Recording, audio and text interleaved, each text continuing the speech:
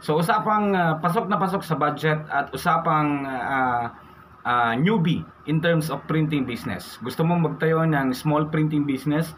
Dito naman mga kaibigan, gusto ko lang i-share yung experience ko bilang merong isang small printing business. Well, ang small printing business na to, hindi naman ito yung focus natin kasi more on computer, laptop, desktop, printer repair tayo mga kaibigan. More on services. Hindi tayo full-time in terms of printing, pero saka lang tayo nagpiprint kapag merong magpapaprint dito, no? Kasi nga more on repair tayo. So ito, gusto ko lang ibahagi yung mga top brand and top model, specific model na pwede nyong gamitin mga kaibigan bilang kayo ay nagsisimula. And for sure mga kaibigan, papasok at papasok to sa budget niyo.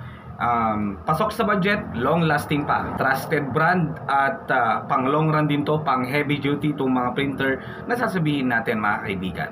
Okay, so kung gusto nyo mag photo printing mga kaibigan, yung mga gamit na lang ang specify natin. Ang bilhin yung printer, Epson L121 goods, and sa ink naman, lagyan nyo ng pigment ink, Kuyi pigment ink, okay na okay din. And sa papel, pwede kayong gumamit ng RC Satin or rough mga kaibigan na photo paper. Okay na okay kasi yung quality ng mga yon.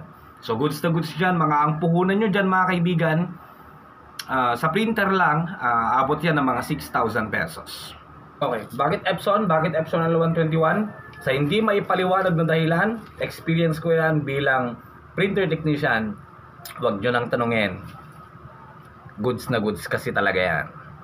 Kung gusto niyo namang mag-photocopy mga kaibigan, bumili kayo ng 3-in-1 printer. Ang pwede ko namang i-recommend na pwede papasok sa budget natin ay Epson L3210. 3-in-1 yun mga kaibigan, print, scan, photocopy. Pero ang disadvantage ng Epson L3210, wala siyang long. Hindi niya kaya ang long. Matter of diskarte lang yun mga kaibigan, no?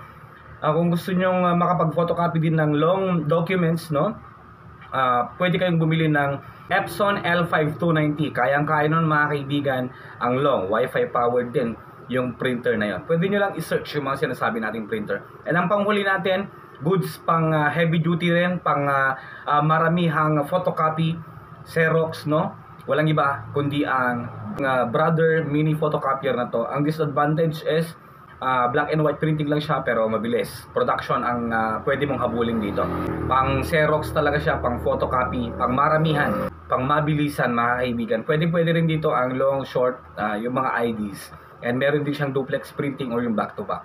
Okay, so yun lang yung mga printers na pwede nating i-recommend para sa atin na mga nagsisimula sa printing business. Okay na okay kasi yan sa budget. If we are talking about budget meal but high quality.